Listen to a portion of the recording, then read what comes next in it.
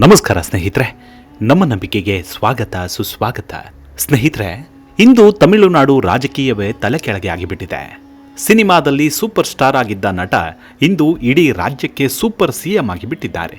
ಸಿನಿಮಾದಲ್ಲಿ ಹೀರೋ ಆದವನು ರಾಜಕೀಯದಲ್ಲಿ ಝೀರೋ ಅಂತ ನಮ್ಮ ಕರ್ನಾಟಕದ ಕೆಲವೊಬ್ಬ ರಾಜಕೀಯ ಮುಖಂಡರು ಹೇಳಿದ್ದೂ ಇದೆ. ಆದರೆ ಅವರ ಲೆಕ್ಕಾಚಾರವನ್ನೆಲ್ಲ ಬುಡಮೇಲು ಮಾಡಿದ ಕೀರ್ತಿ ವಿಜಯ್ಗೆ ಸಲ್ಲುತ್ತೆ. 2024ರಲ್ಲಿ ಸ್ಥಾಪನೆಯಾದ ತಮಿಳ ವೇಟ್ರಿ ಕಳಗಂ ಪಕ್ಷದ ಸಂಸ್ಥಾಪಕರಾದ ವಿಜಯ್ ರಾಜಕೀಯಕ್ಕೆ ಕಾಲಿಟ್ಟಿದ್ದು ಇನ್ಸಿಡೆಂಟ್ ಅಲ್ಲ. ಅದೊಂದು ಪ್ರತೀಕಾರದ ಹೆಜ್ಜೆ. ಮಾಡದ ತಪ್ಪಿಗೆ ಅನುಭವಿಸಿದ ಅವಮಾನಕ್ಕಾಗಿ ಇಟ್ಟಂತಹ ದಿಟ್ಟ ಹೆಜ್ಜೆ ಅದು ಬಹಿರಂಗವಾಗಿ ನಡೆದಿದ್ದ ಅವಮಾನ. ಆ ಅವಮಾನಕ್ಕೆ ಸೆಡ್ಡು ಹೊಡೆದು ನಾನು ಸಿಎಂ ಆಗೇ ಆಗ್ತೀನಿ ಅನ್ನೋ ಉಮೇದಿಯಲ್ಲಿ ಪ್ರತೀಕಾರ ತೀರಿಸಿಕೊಂಡ ಬಗೆ. ಅಷ್ಟಕ್ಕೂ ವಿಜಯ್ಗೆ ಅವಮಾನ ಮಾಡಿದ್ದು ಬೇರಾರೂ ಅಲ್ಲ, 2013ರಲ್ಲಿ ಅಂದಿನ ಮುಖ್ಯಮಂತ್ರಿಯಾಗಿದ್ದ ಜಯಲಲಿತಾ. ಸತತ 13 ವರ್ಷಗಳ ಕಾಯುವಿಕೆಯಿಂದ ಕೊನೆಗೂ ಸೇಡಿಗೆ ಬರೆ ಎಳೆದಿದ್ದಾರೆ ವಿಜಯ್. ಅಷ್ಟಕ್ಕೂ ಏನದು ಘಟನೆ, ವಿಜಯ್ಗೆ ಆಗಿದ್ದು ಅದೆಂತಹ ಅವಮಾನ ಅನ್ನೋದನ್ನು ಈ ಸಂಚಿಕೆಯಲ್ಲಿ ಹೇಳ್ತಾ ಹೋಗ್ತೀನಿ. ಅದಕ್ಕೂ ಮುನ್ನ ನಮ್ಮ ನಂಬಿಕೆಗೆ ನಿಮ್ಮ ಬೆಂಬಲವಿರಲಿ. ಎಲ್ಲ ವಿಧದ ತ್ವಚೆಯ ಸಮಸ್ಯೆಗಳಿಗೆ ಧೀಮಹಿ ಪ್ರಾಡಕ್ಟ್ ರಾಮಬಾಣದಂತೆ ಕೆಲಸ ಮಾಡುತ್ತೆ. ಕೇವಲ 3 ದಿನದಲ್ಲೇ ವ್ಯತ್ಯಾಸ ನೋಡ್ತೀರಾ. ಯಾವುದೇ ಅಡ್ಡ ಪರಿಣಾಮಗಳಿಲ್ಲ. ಕೆಮಿಕಲ್ ರಹಿತವಾದ 16 ನೈಸರ್ಗಿಕ ಪದಾರ್ಥಗಳ ಮಿಶ್ರಣದಿಂದ ತಯಾರಾದ 100% ಆರ್ಗ್ಯಾನಿಕ್ ಧೀಮಹಿ ಪ್ರಾಡಕ್ಟ್. ಹೆಚ್ಚಿನ ಮಾಹಿತಿಗಾಗಿ ಕೆಳಕಂಡ ದೂರವಾಣಿಗೆ ಸಂಪರ್ಕಿಸಿ. ಸ್ನೇಹಿತರೆ, ಜೋಸೆಫ್ ವಿಜಯ್ ಚಂದ್ರಶೇಖರ್ ಮೇ 10ರಂದು ಚೆನ್ನೈನ ನೆಹರು ಸ್ಟೇಡಿಯಂನಲ್ಲಿ ಮುಖ್ಯಮಂತ್ರಿಯಾಗಿ ಪ್ರಮಾಣವಚನ ಸ್ವೀಕರಿಸುವ ಮೂಲಕ ಇತಿಹಾಸ ಬರೆದರು. ಈ ಸಮಾರಂಭದಲ್ಲಿ ಅದ್ದೂರಿಯಾಗಿ ಪ್ರಮಾಣವಚನ ಸ್ವೀಕರಿಸಿದಾಕ್ಷಣ ನಿಜಕ್ಕೂ ಕನಸು ನನಸಾದ ಭಾವ. 13 ವರ್ಷಗಳೇ ಬೇಕಾಯ್ತಲ್ಲ ಅನ್ನೋ ಆನಂದ ಬಾಷ್ಪ. ಅಂದು ಕೆಳಗಿದ್ದ ಕುರ್ಚಿಗಳಲ್ಲಿ ಕುಳಿತು ಸಮಾರಂಭ ವೀಕ್ಷಿಸುತ್ತಿದ್ದ ವಿಜಯ್ ಇಂದು ಸ್ಟೇಜ್ ಮೇಲೆ ನಿಂತು ಸಿಎಂ ಪಟ್ಟಕ್ಕೇರಿ ತಾನಂದುಕೊಂಡಿದ್ದನ್ನು ಸಾಧಿಸಿಬಿಟ್ರು.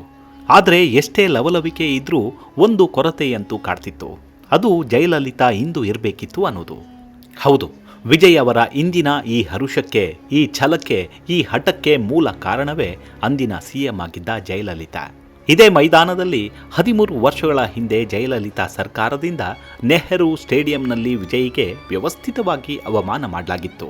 ಇಂದು ಅದೇ ಜಾಗದಲ್ಲಿ ರಾಜ್ಯದ ಸರ್ವೋಚ್ಚ ನಾಯಕನಾಗಿ ಉದಯಿಸಿದ್ದು ಕಾಲಚಕ್ರದ ರೋಚಕ ತಿರುವಿಗೆ ಸಾಕ್ಷಿ.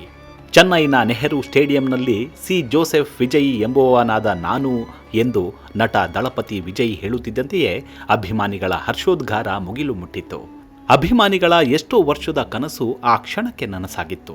ಚೆನ್ನೈನ ನೆಹರು ಸ್ಟೇಡಿಯಂ ವಿಜಯ್ ಅಭಿಮಾನಿಗಳ ಅಭಿಮಾನದಲ್ಲಿ ತುಂಬಿ ಹೋಗಿತ್ತು.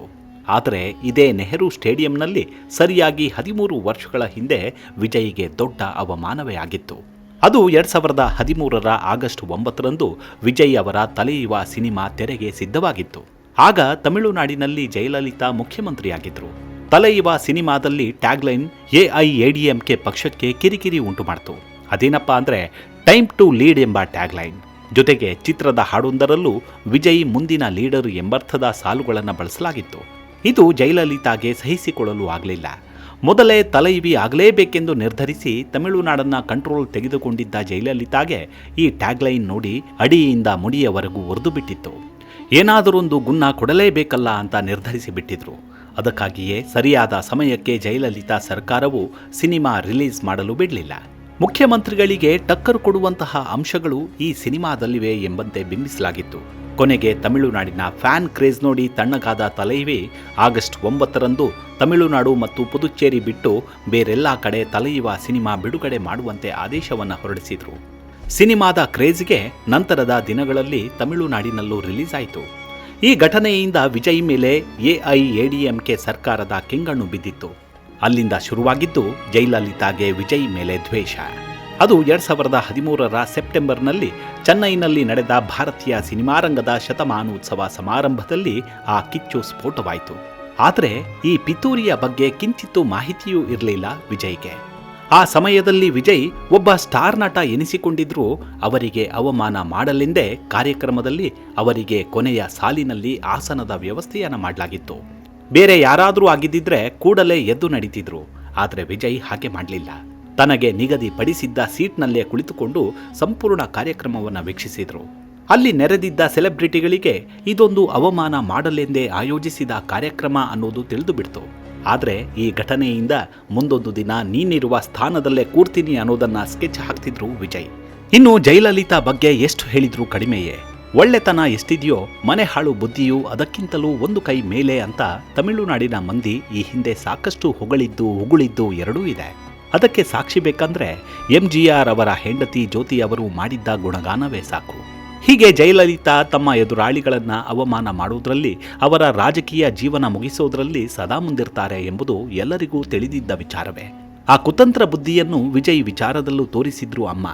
ಆದರೆ ಅಂದು ತಮಗೆ ಬೇಕೆಂದೇ ಅವಮಾನ ಮಾಡುತ್ತಿದ್ದಾರೆ, ಅಗೌರವ ತೋರುತ್ತಿದ್ದಾರೆ ಎಂಬುದು ಗೊತ್ತಿದ್ರೂ ವಿಜಯ್ ಗೌರವಯುತವಾಗಿ ನಡೆದುಕೊಂಡ್ರು. ತಮಗಾದ ಅವಮಾನಕ್ಕೆ ಪ್ರತಿಯಾಗಿ ಯಾವುದೇ ಆಕ್ರೋಶವನ್ನು ವ್ಯಕ್ತಪಡಿಸಲಿಲ್ಲ. ಸಮಾಧಾನದಿಂದಲೇ ಎಲ್ಲವನ್ನೂ ಎದುರಿಸಿದ್ರು. ತಾಳ್ಮೆಯಿಂದಲೇ ಎಲ್ಲದಕ್ಕೂ ಉತ್ತರ ಕೊಡುವುದಕ್ಕೆ ಅಣಿಯಾಗಿದ್ರು. ಅದು 2013ರ ಮಾತು.